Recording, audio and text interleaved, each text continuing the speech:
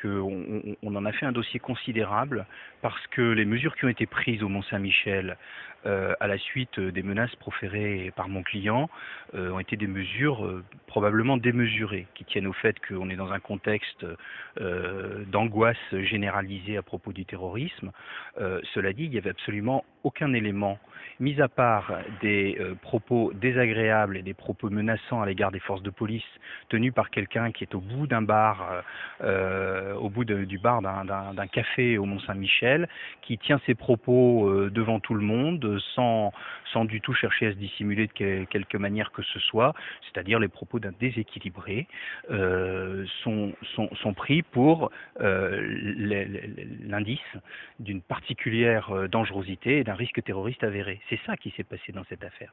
Alors aujourd'hui, on nous dit le trouble à l'ordre public est absolument considérable parce qu'on a été obligé d'évacuer le Mont-Saint-Michel. On n'a pas été obligé d'évacuer le Mont-Saint-Michel. Mon client ne portait sur lui rien qui puisse laisser penser qu'il était porteur d'une arme ou d'une bombe ou de quoi que ce soit. Il y a des témoins qui disent oui, mais il avait un sac à dos. Si on doit considérer que tous les gens qui ont un sac à dos et qui se promènent au Mont-Saint-Michel sont susceptibles d'avoir une bombe à l'intérieur, ça veut dire que les contrôles sont mal faits. On nous dit également que pendant 3/4 d'heure, il a pu proférer un peu partout dans le Mont-Saint-Michel des propos menaçants. Je pose la question de savoir comment quelqu'un peut déambuler dans le Mont-Saint-Michel en étant menaçant sans que les forces de police interviennent, sans que les forces de gendarmerie interviennent immédiatement. Ça pose un vrai problème. On nous dit que le Mont-Saint-Michel est un des endroits les plus, qui présente un risque majeur en termes d'attaque terroriste compte tenu du symbole chrétien qu'il représente. Si c'est le cas, je pose la question de savoir pourquoi 3/4 d'heure après le début de ce genre de comportement, on n'a pas encore de gendarmes sur le site. Voilà, c'est tout. Donc on veut faire porter aujourd'hui à mon client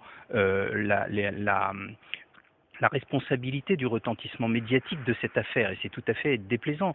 S'il avait tenu les mêmes propos à l'arrière, dans une arrière-cour d'un endroit où il n'y avait finalement pas grand monde pour l'entendre, on se serait contenté de dire il va pas très bien, il faut le réhospitaliser, ce qui a été fait d'ailleurs. Il a été incarcéré et puis il a été traité. C'est quelqu'un qui souffre d'une pathologie psychiatrique et quand il prend pas ses médicaments, il dérape un peu, mais c'est quelqu'un qui n'est pas dangereux, c'est quelqu'un qui n'a aucun élément de violence sur son casier judiciaire malgré un certain nombre de condamnations.